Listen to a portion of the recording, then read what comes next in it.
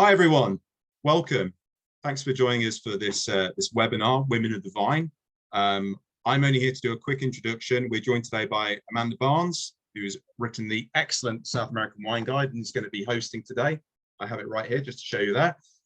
We also have three very talented female winemakers that we work with in South America. Firstly, Mariana Onofri from Onofri Wines in Argentina. And then we have also Martina Galeano from Casarena, also in Argentina, and then Pilar Diaz from Volcanes de Chile, who are all going to be talking about the wines that you've got to taste today. There's 2 wines from each winemaker. I'm not going to say much more. I want to hand over to Amanda and get things kicked off. I know we've only got an hour, and you can listen to me talk anytime, so that's nothing particularly special about that. Just to let you all know, though, that if you enjoy this session, please do give us some feedback afterwards. And we do have another session coming up in July. I think it's the 13th of July, where we're going to be looking at beyond Malbec, so wines from Argentina which aren't Malbec based, which is a little bit different. And Amanda's going to be joining us on that one as well. Anyway, I won't say much more. I'm going to hand over to you, Amanda, and you can start us off.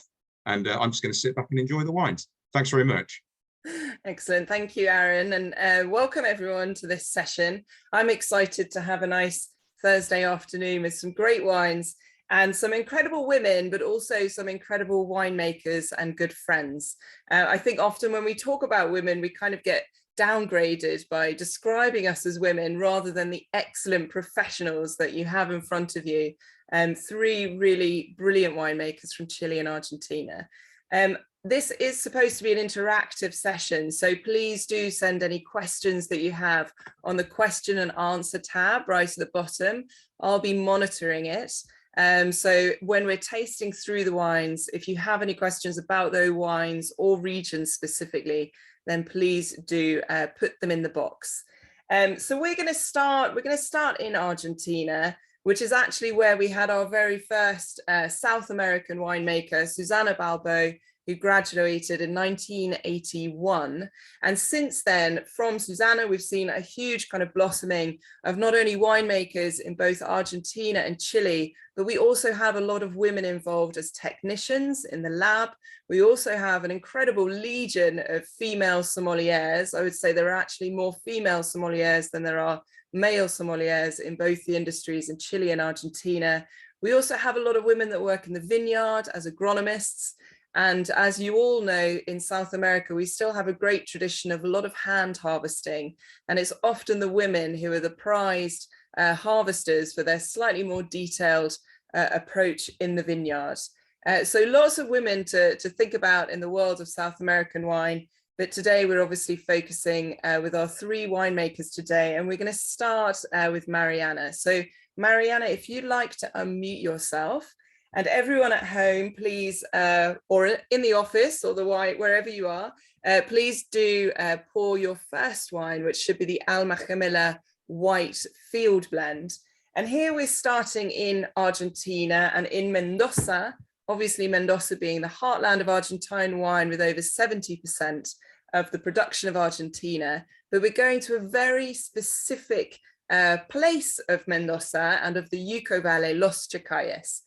Which I think is one of the most exciting appellations and regions in South America to explore. So Mariana, I was hoping that you could give us a bit of an introduction to Los Chacayes, why you decided to make some of your wines there, and what the terroir gives us in terms of altitude, soil, climate. Well, thank you everybody for joining. It's a real pleasure to be among these amazing women and with all of you to share a bit of our passion about Argentine wine. Los Chacayes is for sure one of the most prestigious wine regions, I think, right now in Argentina. And the reasons for that had to do with where the location, the soil. We are south, more or less 80 kilometers southwest of the city of Mendoza, towards the mountains. The altitude we are reaching is between 1,000 and 1,200 meters. The soil is really it's alluvial soil with a bit of mix of pebbles, sand, silt, but it creates a very poor characteristics for the soil that give us a fantastic drainage, but also concentration. So the combination of altitude, poor soil, sun exposure are magnificent to end up having a very nice concentration, not only of polyphenols, but also the acidity is really good in this area to end up with wines that are on a way with a great structure for reds, but also in the whites. Personally, I feel that we have a great aging potential. And that, well, I'm a white wine lover. As you know, I started making white first. And where the vineyards are located is probably a place of within the vineyard, the place where we started to innovate with grapes that are not that common in the area. So the first wine we are having is actually a combination of grapes that for the first time in Argentina were planted, especially Roussanne, Marsanne. We had a lot of Chardonnay in Mendoza, but Marsanne, Roussanne is probably we are pioneers in the area. Absolutely. And the vineyard, which I was recently sat with you a couple of months ago, doing a video, which is on YouTube actually, which I recommend. I'll send the link to Aaron afterwards. It really is, it looks like a riverbed, and it's got these incredible pebbles, very kind of poor, and actually it looks like that kind of textbook image of the soils of the Rhone. What is it that you think these varieties, these white Rhone varieties of Marsanne, Roussanne, how do they express differently in the Uco Valley in Los Chacayes? Well, I think that when we started studying the possibilities of planting these grapes, the Rhone Valley came to our minds, like, I mean, the similarities in terms of soil profile with the big pebbles and everything is similar. Probably we have a bit more of a mix, you know, with the sand and silt, as I said before, and of course the altitude, and we don't have any sea influence and all that. But these grapes like this kind of warmer, sunny days, you know, and I think that is the great adaptation why these grapes are doing very well. I personally feel that our Marsanne and Roussanne are probably a bit more in the fruit expression, you know, and allowing us to have a nice acidity, but also in a very approachable character. Personally, for me, it amazes me the Roussanne because of the natural acidity and the low pH that you end up having in the area. So it's a great, and the reason why we are co-fermenting in this wine, these three grapes, is because for me, instead of doing the classic, you know, Marsanne, Roussanne, Viognier, that is a classic blend in the Rhone Valley, I decided to use Chardonnay that for me in the area gets a better skeleton of the acidity, you know, and for me, when you are aging wines, and especially white wines, you need to have this skeleton in order to have this a bit longer aging potential in our whites. The Marsanne for me give us this kind of oily peat sensation, a bit of a minerality. So I love that part. And the Roussanne for me is a bit more flowery. So it's always giving you a bit of that character. I always say that for me, whites are really wines that need, you know, the same passion of it as a red, and it's even more difficult to make a great white than sometimes because you need to be very accurate in all the decisions you are taking along the process. Excellent, perfect. We've got a few comments. Henry says that he loves the acidity and the restraint that this wine has, and I really agree with that as well. I think it shows that great kind of sophistication of both, showing lots of kind of delicious aromas, but also being quite kind of old world in its approach. And we also had a question about the percentage of the blend. So if you can just give us the percentage quickly, Mariana. And then finally, are you interested in using Viognier in the future in Los Chacayes? Well, we have Viognier in Los. I started the other way around. So we have Viognier in Los Chacayes, and we are having. I am among a big vineyard, you know, that is the Vines of Mendoza. There is a big vineyard with a lot of grapes planted. I am using, you know, have the advantage to be working with all these grapes for many people from all over the world that we make wine for as well. But I personally, in my wines, I'm very happy with Chardonnay, so I don't think I will move to the Viognier in the future. I love the Viognier here. What it happens to me that it gives you a bit more of a lower acidity, and I need more acidity in these wines, so that's why I am sticking with a Chardonnay with an early harvest, so I am able to get that. Regarding the percentages, is 40% Marsanne, 40% Roussanne, and 20% Chardonnay. This is a wine we harvest at the same time, all the grapes together, and we co-ferment. So it's not a blend.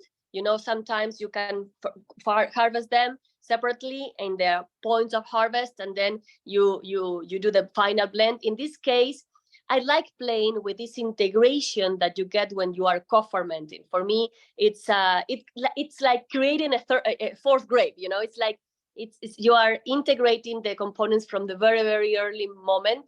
And also, when I do that, the grape that I pay attention for picking is the Marsanne, and then usually the Roussanne is a bit greener, what it should, and the Chardonnay is also a bit earlier, but I like that character of having the Marsanne with the oily sensation and then the acidity of the other two. Perfect, fantastic. Well, it's tasting delicious today, and I know from being your friend and living in Mendoza for a long time that this wine ages beautifully as well. So if you do have this in stock, I recommend keeping a few back in your own private cellar to see what happens in a few years, because it gains in that oiliness and beautiful kind of texture as well. We're going to move over the Andes now, and we're going to move to Chile and Pilar. So Pilar, if you would like to unmute yourself, and we're going to go to one of the new frontiers of Chile, which is all the way further down south in the beautiful Malleco Valley. And this is really a new region that has been pioneered since the 90s, in which winemakers were looking for that cooler climate, which we do have further south at this latitude, and then also slightly higher rainfall, but quite importantly, very different soil types, and notably volcanic soil types. So obviously we're here with Bodega Volcanes, and so I wanted to ask you, Pilar, just to open up the conversation of the concept of your brand. Why are these volcanoes, of which we have many in Chile, why are they important in terms of wine? What is the link between volcanoes and wine? Well, hi everyone. Well, our project is called Bodega Volcanes de Chile, and as Chile is the most volcanic place in the world, we have 2,900 volcanoes. Well, there's a lot going on, and our project is about producing grapes and making wine that grows in volcanic soils. So we really work with a geologist, with an agronomist, and we search where are these grapes located, physical map, in a geological map, and we have been looking around where the volcanoes are and where the volcanic soils are. All the volcanoes are located more closer to the Andes Mountains because it's a newer mountains. We can find like an influence close to the coastal ranges, but it's less, and it's because of a really old range or mountains. This, when I say new and old, it's millions and millions of years. So it's not that we see 5 years, it's millions. So, but anyway, it makes a really big difference. And today, well, our project is searching these places, special places, and try to show what this can influence in the wine and what interesting or make it a different wine. I don't know if it's a better wine, but it's a different wine, and that's where we are looking for, and to show what is Chile like before. No one took advantage or saw this, that what is very important, like everyone talk about clay or sandy soils, or I don't know, with pebbles, but no one says, okay, but this is volcanic, what can we find here? So this is what our project is about. And this, especially this Chardonnay, as you said, is in a very extreme place. It's around, if we locate to Santiago to the south, it's almost 600 kilometers to the south of Santiago, really, really cold. This is a very rainy place. This place is very known for growing cereals like, I don't know, wheat, rye, oak for animals, a lot of cattle grown over there, but not really grapes. And well, in this is Malleco, that's close to Región de la Araucanía, very close to Lautaro and Victoria, and the place especially it's called well, Traiguén. This area, well, this place there's no irrigation, it's dry farmed, but we have a really big problem with frosts. So the irrigation that it gets these grapes, it's only because when we need to control the frost, because really a hard time.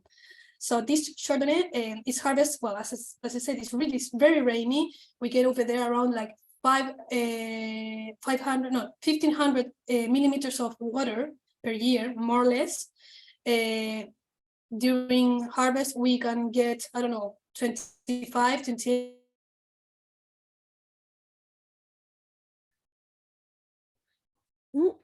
Has everyone, has that paused for everyone else? Hopefully she'll.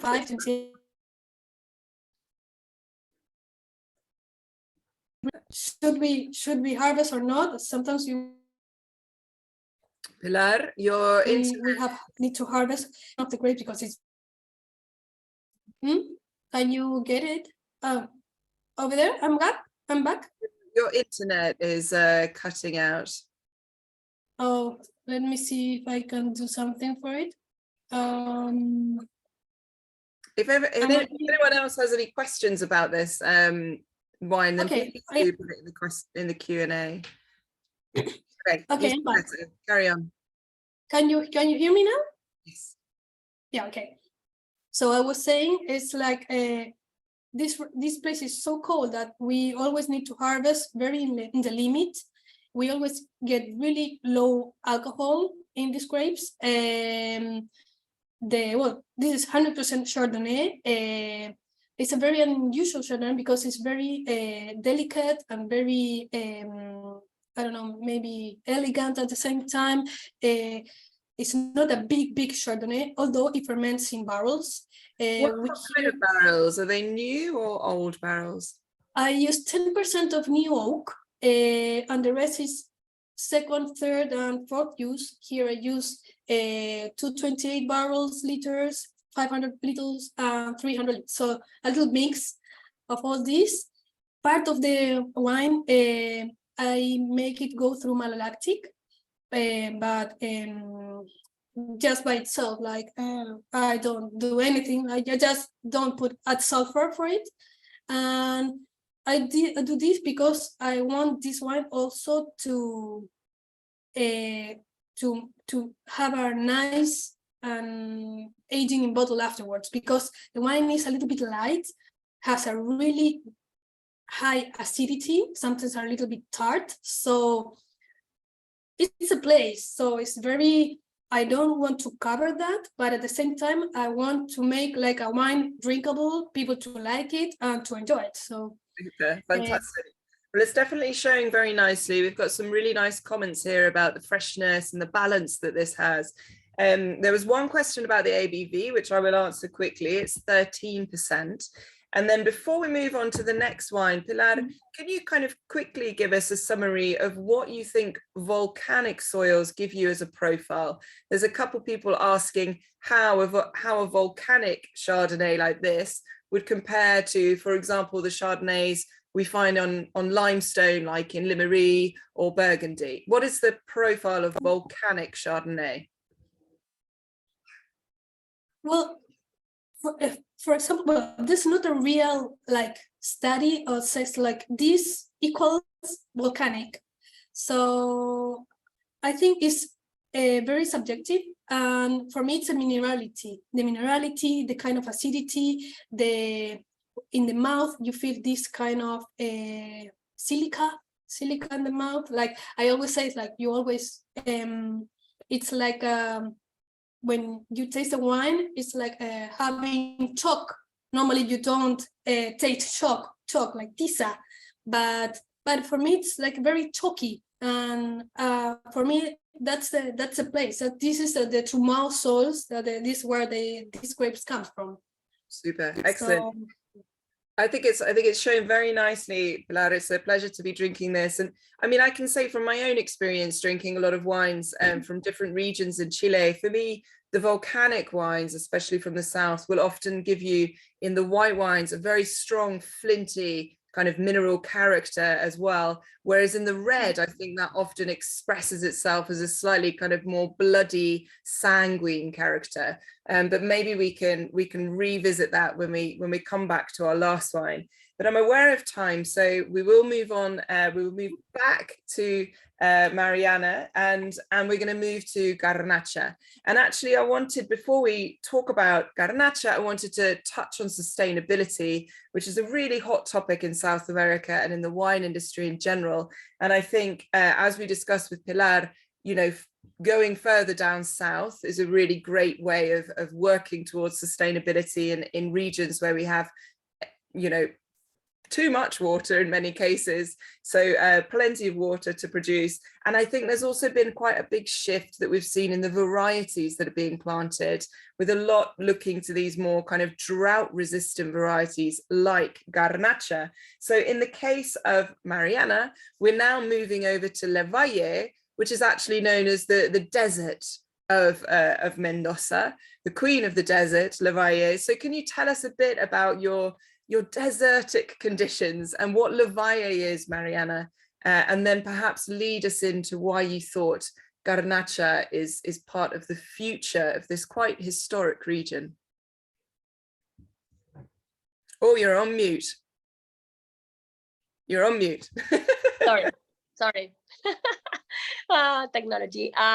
So as you very well said, Amanda, we are moving like opposite directions. We were southwest, closer to the mountains, in a high altitude with this very rocky, soil, and we're moving down the valley to a very historical place. Actually, where the vineyard is located, as you said, the geographic indication is Desert of La Valle. And it's literally where the riverbed of Mendoza River, that is one of the main rivers that provide us water. Remember, here in Mendoza, still is, the whole area needs irrigation. We cannot grow our vines without irrigation.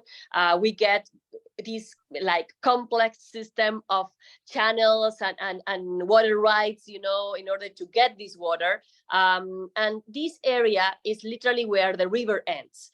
And very close from there are still some indigenous communities, and it's because definitely it was an area that people could manage the water in the past, So there are many, many old vines, and actually this vineyard in particular, where I regrafted Garnacha, is a vineyard that is 80-year-old.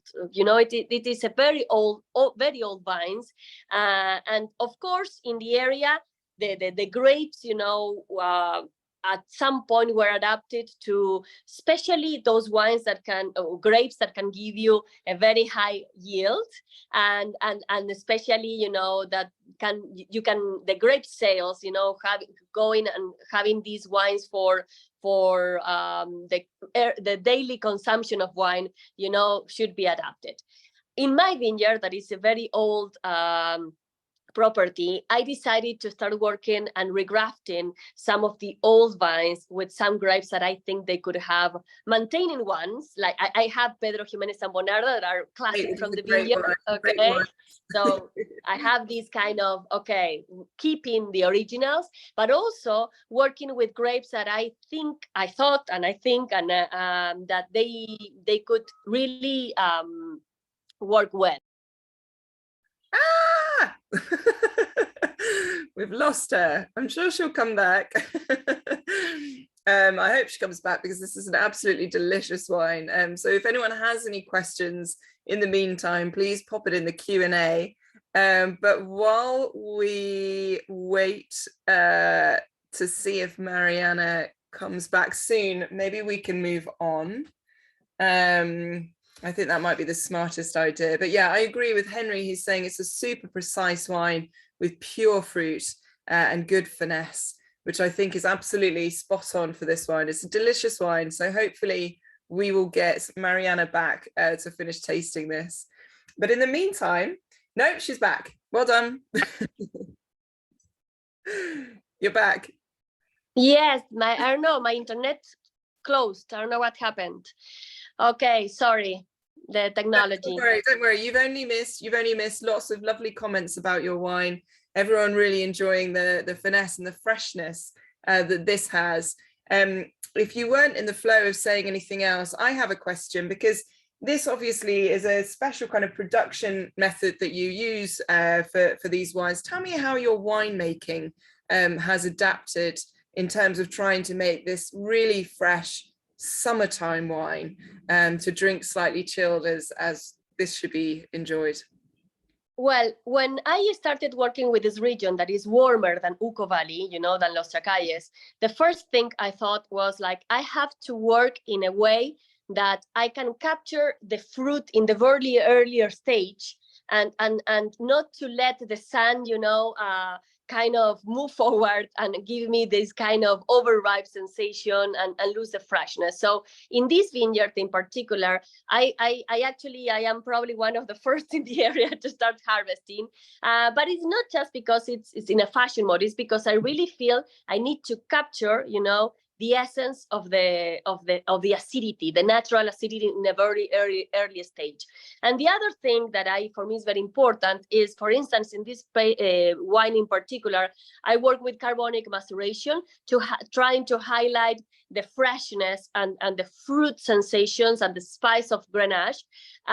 So I work with Carbonic Maceration and also with a very soft extraction. So I'm not interested in extracting and getting, all the strength I could have in the area, because let me tell you, if I leave these grapes later, I would have more body and a bit more of a structure in the tannins, but it's not my goal in these wines. For me, these wines need to be summer wines, great food pairing wine. I love these wines with everything that has some acidity, some it's a wine that can clean your palate but still keep it fresh. So I work in this direction in all my wines from this vineyard. I try to keep the essence of wines that are very approachable with a nice complexity in the flavors, but very light in the concept, Excellent. And it's delicious. And we've got some lovely comments on there about, can you drink this chilled? And the answer is definitely do drink it chilled. And this is a great wine, and especially a great wine to be selling at the moment as summer comes. We also had a quick question about whether your PX is dry or sweet. I'd just like to point out that Pedro Jimenez in Argentina is totally different to Pedro Jimenez that we get in Spain. It's actually a native Criollo grape in Argentina. So do you want to just tell us, Mariana, quite quickly, how you vinify your PX? Is it dry or is it sweet? No, it's really dry. And actually, we were one of the pioneers, small projects. I'm very small. I would like to highlight. First of all, our vineyard is small and we work all organically, talking about the sustainable concept. And we were one of the first projects to start making this wine as a pure varietal. Remember, as Amanda said, our Criolla, it receives the name Pedro Jimenez. Is likely because of the Spanish influence here in Argentina. We have a lot of Italian and Spanish descendants, but it is not exactly the same grape. It shares some genetics, but only in a 33%. So actually, it's a cross between Tristan Prieto and Muscat. It's completely different. And we vinify it in a very I would say classic way of making white wine. We ferment in concrete tanks and we work with a lees, but we do a very dry version of a white wine, a fantastic summer wine again, like a great for food pairing, but it's not a sweet wine. It's nothing to do with the Pedro Jimenez in Andalusia. Although I have to confess that now, there are some new projects in Spain that they are also working some Pedro Jimenez with a dry version that I think is very interesting and static biological aging. But this is a classic one. The one I make is a very classic. I want to answer some of the questions that I saw there regarding the if there is a more Grenache in Argentina. Actually, in my other vineyard in Los Chacayes, I also grow Grenache, and I actually Condor have the Condor wines. They have these two versions of Grenache that I love, you know, for people to compare how the same grape adapt to two completely different terroirs. So me personally, that is fascinates me, how different the same grape can adapt and give you, you know, different character. So for you, that if you are interested in Grenache, go for the Grenache of Condor wines have also for Los Chacayes, because you could see there very well the difference between one valley and the other. And then regarding Carignan, that is another question over there. Carignana really is a grape that there is no match here. Actually, we are now in, I mean, one of the first again to be working with this grape in Mendoza. I was amazed by the adaptation we ended up having in the vineyard as well. It's a slightly a bit bolder, but don't expect like an overripe or something very big. Again, always working with this very soft extraction, and it has a bit more of a black spice sensation in the character. So also Condor wines have those wines, so you can have access to them. Perfect, fantastic. And we're going to touch on Carignan when we move to Chile as well, where it has quite an important story. So Raj, thank you for your comment about the freshness, the flavor, the spice that this wine has. I agree. I think it's really showing very nicely, and as Alex says as well. So we're going to move now. We're going to welcome Martina finally. He's been very patient and muted for half an hour. So welcome to the room, Martina, and please, we're going to look at some of your wines in Luján. So one of the things that I really admire about the Casarena project is that you're very much focused on championing the different sub-regions and potential that we have in Luján de Cuyo. I'm sure that most people are very aware of Luján de Cuyo. This is what we consider kind of one of the birthplace of Argentina's real story with Malbec. It's an enormous wine region of 15,000 hectares, but with some very different sub-regions emerging. Martina, before we taste through these two wines, can you tell me a bit about how Casarena has been working, the kind of investigations that you've been doing into these separate kind of micro plots, and really understanding the differences between some of the terroir of Luján? Is it a diverse region? Yeah, well, hello, first of all, and thank you so much for having me in this webinar. I'm really excited to be sharing this tasting with all of you. And well, to tell you a little bit about Luján de Cuyo, and as you were mentioning, is the birthplace of Malbec, but we truly believe that there are very, very different Malbecs that we can do in different regions around Luján de Cuyo. And actually, the wine that we're going to taste is a combination of Malbecs from 3 different vineyards, which is the Appellation Agrelo. We have planted 3 vineyards in different parts of Agrelo, and then another vineyard in Pedriel, which they are very, very different in terms of like soil profile. We have one very unique vineyard where we have planted in 2010 that is called Naoki, where here we have very unique soil profiles, with soil profiles that are dominated by gypsum, which is very uncommon here in Mendoza and Argentina, and especially the high amounts of contents that we have, which makes the grapes really grow in very hard conditions and very poor conditions. And we have to be very, understanding of like how to fertilize and how to irrigate over here. So that is very unique. And also we have kind of all this native flora from the native vegetation of Mendoza growing around it. So it makes the wines very unique.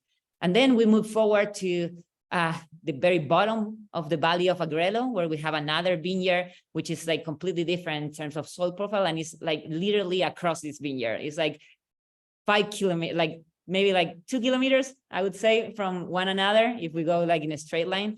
But here we have very deep clayey soils, a very cold climate, because it's kind of like where all the air that comes from the Uco Valley and from like the northern part of Mendoza gets stuck over there. So we have very cold springs where we normally get a lot of frost, some years more, some years less.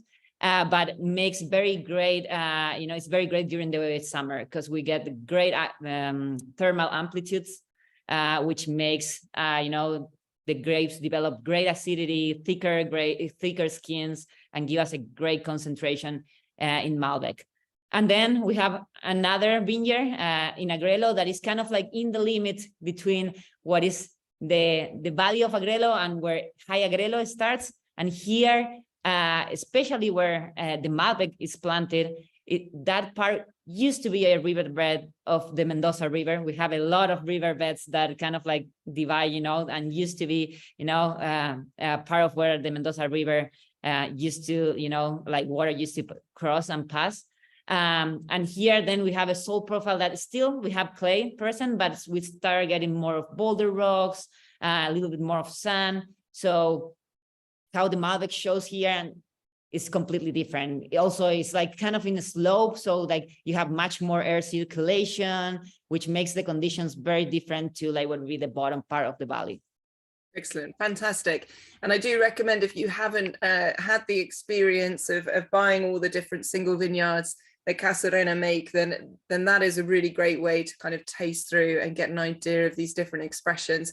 This Appellation Malbec, as Rachel very nicely points out, has beautiful intensity, purity of fruit, and this lovely balance as well. Tell us briefly about your winemaking for this, because this is such a juicy, vibrant Malbec, Martina.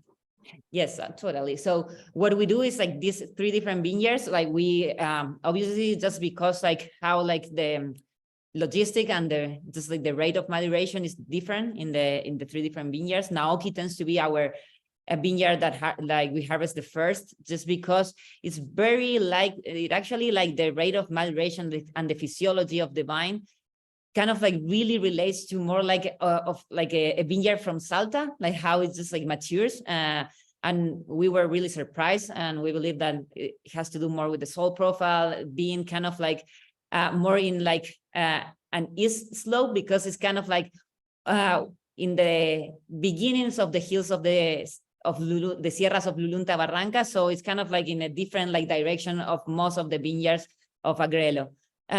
So normally we harvest that first, and then we will harvest Lauren, and then at the end our Malbec from Owen. Everything goes to concrete tanks, and we ferment them separately. And after fermentation, we do like malolactic fermentation in used barrels, and stays there for 12 months. And then we do a blend of those 3 different Malbecs. Excellent, fantastic. We have a question here from Raj. Can you explain how the thin skin grape Malbec grows thicker skin in the Luján vineyard? Oh yeah, so the good thing about having like higher thermal amplitude, especially like at the bottom of the valley of Agrelo, just like it makes, just like it promotes the development of polyphenols. So that's why you start getting like thicker grapes, because you develop like the vine starts developing more anthocyanins and more tannins. And that's the reason why like just having this like high, like having really high temperatures, you can have like 30 something Celsius degrees during the day. And then like during the night, you can go like to like 10, 12 Celsius degrees at night. So that really, really enhances and promotes, thicker skins. Excellent. I'm still waiting to get my thicker skin living in Mendoza, but I think it takes a long time to adapt. I still burn in the sunshine. But anyway, we're going to move on to the Cabernet Franc, because we're running out of time, and this is a wine that deserves a bit of time to taste. This is obviously Lauren's vineyard, but really what this celebrates is the great kind of emerging variety of Cabernet Franc, which I think is absolutely a star in Argentine wine production today. Tell us about the potential and the quality and character you think Argentine Cabernet Franc brings to the world stage. Yeah, I think like we have been all very surprised with like how well Cabernet Franc has adapted here in Mendoza, and especially in Agrelo. There are very great exponents of different wineries doing great Cabernet Francs in the areas. And actually, when we started doing this Cabernet Franc, this is like used to be a 3-hectare Cabernet Franc that we planted in 2007, and it's kind of, as we were saying, Lauren, in this very cold vineyard that we have, which we have a lot of clay. And actually, like what we decided to do like a few years back was to graft some other, hectares that we had from what they used to be Sauvignon Blanc and Chardonnay vines with new genetic material of Cabernet Franc that actually we went, around the area and, like tasting the grapes of neighbors and asked them for materials to like regraft these vines. And we were super surprised with like kind of like the results that we got. Just like we get 3 different Cabernet Francs of 3 different genetic materials that really show us different, like aromatics and different like components. Our oldest Cabernet Franc kind of like provides the body and structure of like this wine, while the other 2 like really they enhance and improve the aromatics. We were looking to kind of like have a Cabernet Franc that is a little bit more wild with like more that eucalyptus or menthols characteristics, aside of obviously like the fruit that it has. So like we're really happy with the results that we got from this vineyard and with this new material that we grafted. It's delicious. I think it's tasting absolutely wonderful here, and as Hannah says, just great depth and beautiful balance as well. So congratulations, that's showing really nicely, and I look forward to especially seeing some of the new wines, the new Cabernet Franc that you have planted, which will be coming out in a couple of years as well. So watch this space, because Casarena has a lot of very interesting projects in their vineyards, which hopefully we can do at a future webinar. But we will move back now to Pilar and Chile, and we're going to come to this beautiful blend of Syrah and Carignan. So moving back to those kind of Mediterranean varieties, but this time we're moving to Maule, which is very much the heartland of Chilean wine. This is where we have 35,000 hectares of vines, about 1/5 of Chile's production, and a really important region for wine production, but I also think increasingly for quality as well. So tell us, Pilar, why did you go to Maule for this wine? And what is it that you think this Syrah and Carignan, how does it express itself in this very particular region? Sure. Well, Maule, this blend comes from Maule Valley, especially in a place called Loncomilla. Maule, it's around 350 kilometers to the south of Santiago and towards the coastal ranges. So these soils are ranges, slopes, very small mellow slopes, especially with of intrusive soils would be a lot of granite, and all this, especially in where the grapes are located, is blended with a little of these basalts going on that appears in this place. But especially all these places, a lot of granite. You can see a lot of quartz over there. This area is really warm, very different from where we were before in the very south. All this is produced by dry farm. Although it's warm, like you get around 32, 33 degrees in the middle of harvest or in summer, you get a lot of amplitude, so you get really cold at night. And as I said, this is all dry farm. You don't get much irrigation over here. In this area, you can find the oldest or most of the oldest vines from Chile. It's here in Maule and in Tata. Most of the vines in this area are planted with in old goblet, in an old bush, without a trellis system. So it's a really fun and interesting place. A lot of our heritage is over there. And well, as I said before, everything is dry farm. We get around 400 millimeters per year soils with a lot of granite, and you get a little bit heavy soils with vegas, like you get a lot of water it's really down in the I don't know, 2 meters down in the soils. So that's how the mines manage to get its water. So it's a very interesting place to grow grapes. And these grapes, it's a blend that both comes from the same property. It's a producer that we work with for many years. It's a blend of Syrah and Carignan. It's a 70% of Syrah.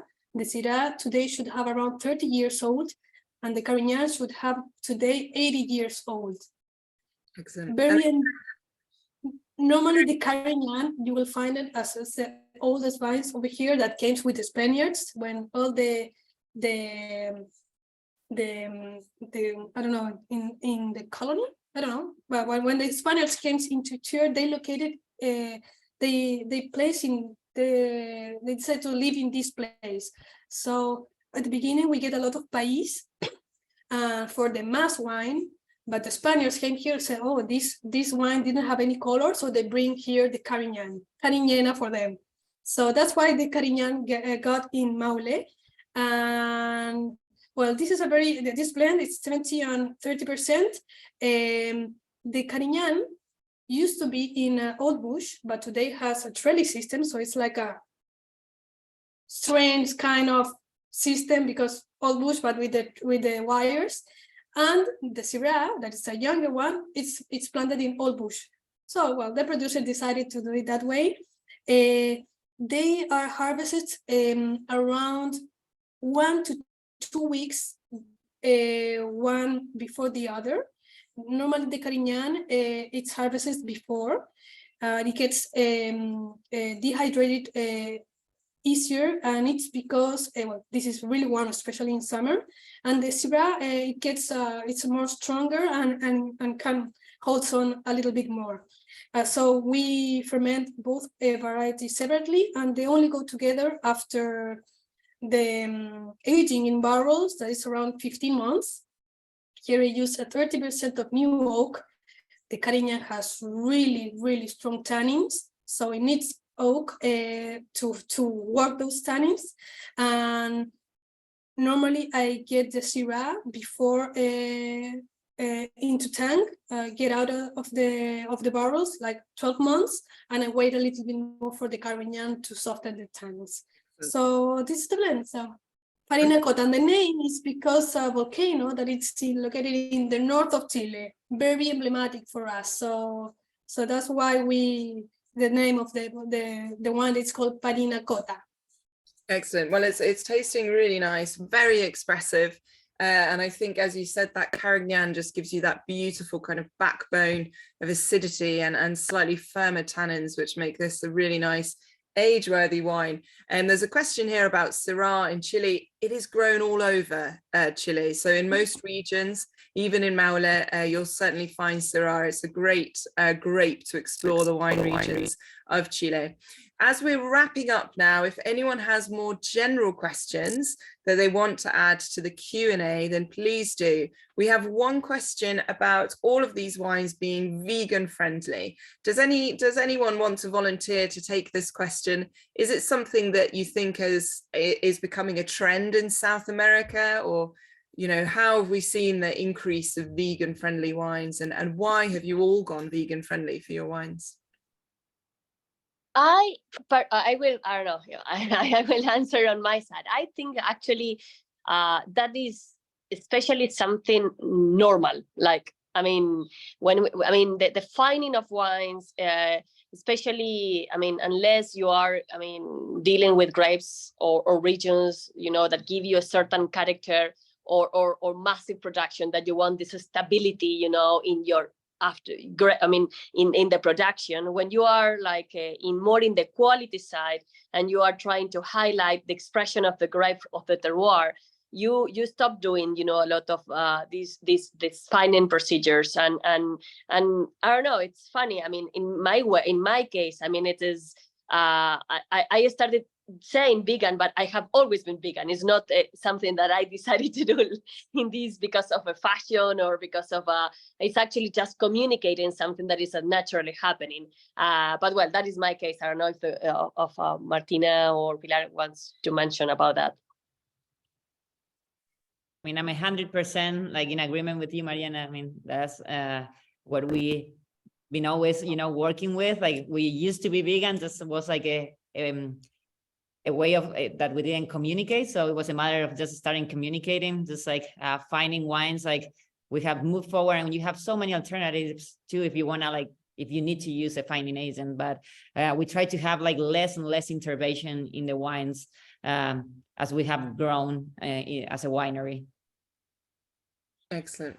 Fantastic. Super. Well, does anyone else have any other questions here? We've got Henry saying that all 6 wines have great freshness and drinkability and elegance. Is this the way that South America is moving in general?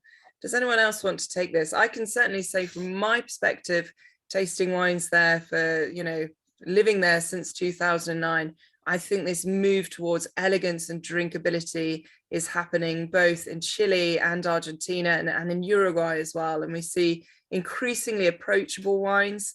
I think it was only in the 2000s that actually things started going the other way with the popularization of kind of Parker style wines. And now I really think in the last 10 years, everyone's focusing on fruit purity, place purity, and great elegance. Do any of you have your own kind of interpretation or thought about that? Oh yeah, I can say, well, I think at least in Chile, I don't know if it's a trend, but I think everyone is trying to harvest earlier, and I think makes more gentle wines. I think less intervention, less extraction as well, and I think the use of less new oak or less oak in the wines, I think it's also like a trend that is people trying to do, or use like alternatives like using food dress, 5,000 liters, 10,000 liters, or using concrete decks, or I don't know, concrete tanks. But I think today not everything is barrels. I think we need them still. I think some of the ones need them, but I think some others, they're okay if you had less oak, and they're fine. And I think it's everyone's looking for more freshness, and I think it's a style that at least Chile you can find it a lot, or every time a little bit more and more and more. Like everyone is harvesting before, like 1, 2, 3 weeks before what we used to. Global warming is also doing a lot here, so I think that's why that's like it goes together. Excellent. So Yeah, I just a quick, for me, I embrace diversity. For me, it's gorgeous that this is happening in Argentina and in the world, and that you can find, especially that we are not run by appellation system, or like these rules, it's strong rules that you have to do in a certain way, you know, in order to get a certain, you know, name. Like here in Argentina, what I observe is this diversity and this possibility of, for me, in my case, that I started making wine in 2014, and this with me, I think there was a group of winemakers that we started this movement, or let's say this trend or whatever, in order to change what it was established as a good wine. Like in the past, like you very well said, probably between the 2000 and 2010, it's like your wine didn't have oak or big or a lot of color, it was not wine, you know. So I think that the diversity that you can find now in Argentina is superb, and for all type of taste. So personally, I feel identified with this kind of a bit lower alcohol, sustainable concept, low intervention. But I think this is, of course, for people that, you know, enjoy that. Excellent. We've only got a couple minutes left, but Pilar, we have one question here. I'm going to combine these questions. First of all, Raj asks if it's necessary to pick earlier because of global warming. And secondly, within the same kind of comment, is El Nino that's coming up, are you doing anything to prepare for the next El Nino cycle? I think when this thing of global warming, I think it goes a little bit together. We always harvest because of condition of the grape, if you have enough water to irrigate, but the final decision is the tasting of the grape. So if it happens that even we have a really warm climate, or and we still have water and the grape is not ready, we won't harvest. We will wait. Uh-oh. But 10 years we have been harvesting before. I think it's global warming is doing it's doing something in it. Sorry. And at the same time, like sometimes I look my notebooks, and in 2012, like we finished harvesting on the 25th of May, and I finished this year the 2nd of May, 3rd of May. So it's almost 20 days. So it's a lot going. And what was the other question? If you're doing anything to prepare for the upcoming El Nino.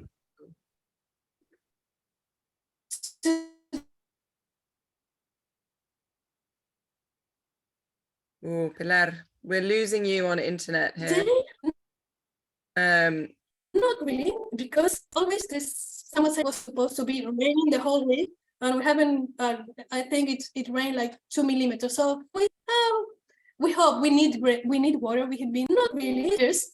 So if water comes, please come. So I don't know, maybe cleaning our streets and stuff like that, but not really in the vineyard.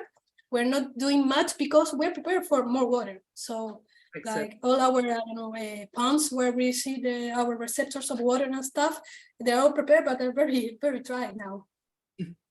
Fantastic. Well, I think that's a nice place to end. We've got one question about what's the next big grape, but I'd like to say that leading on from Mariana's point, there's no next big grape. There's a huge diversity of amazing grapes to discover in both Chile and Argentina. And I think as these wines have shown us, there are so many kind of different styles, definitely working in freshness and elegance, but a huge range of terroirs, of climates, and of grape varieties to explore. So I hope everyone's enjoyed the tasting, and I'm sure that Aaron has plenty of, I hope you've enjoyed the tasting in your garden. Aaron, did you sneak out or did you drink it from inside? Did I sneak out? Of course not. No, I've been watching avidly and digesting the discourse. No, it's been fantastic. Thanks to everybody who's taken part. It's been great on the Q&A. We've had lots of interaction, lots of really, in some cases, challenging questions asked, actually, which is really good to see, no, the wines were shown really well, and I've really enjoyed the discussion. Thanks very much, Amanda, for leading it, and thank you to our winemakers for joining us.